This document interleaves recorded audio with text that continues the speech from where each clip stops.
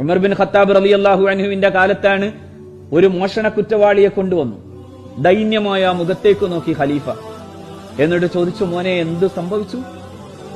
അപ്പൊ പറഞ്ഞു, വിശന്നു വലഞ്ഞപ്പോ, സാമാന്യമായ മാന്യത പോലും നഷ്ടപ്പെട്ടു പോകുന്ന ഒരവസ്ഥയിലേക്ക് എത്തിയപ്പോ ഞാൻ എന്റെ ജീവൻ പിടിച്ചു നിർത്താൻ വേണ്ടിയിട്ടാണ് ആ മുതലാളിയുടെ തോട്ടത്തിൽ നിന്ന് ഞാൻ 2-3 ഈത്തപ്പഴം പറിച്ചെടുത്തു പോയത്. തെറ്റാണ്. പക്ഷേ ആ തെറ്റിന് ഇങ്ങനെ ഒരു സാഹചര്യമുണ്ടെന്ന് പറയുമ്പോ ആ സാഹചര്യത്തിന്റെ മുമ്പിൽ നിന്ന് വിതുമ്പിപ്പോയ ഉമർ ഫാറൂഖ് റളിയല്ലാഹു തആല ആ ഫാറൂഖാണ് ചോദിച്ചത്, ഇയാൾക്ക് കൊടുക്കേണ്ടിയിരുന്ന പോലെയുള്ള അവകാശം ഉണ്ടായിരുന്നു, എന്നിട്ടും അയാളെ നിങ്ങൾ മർദ്ദിച്ചു.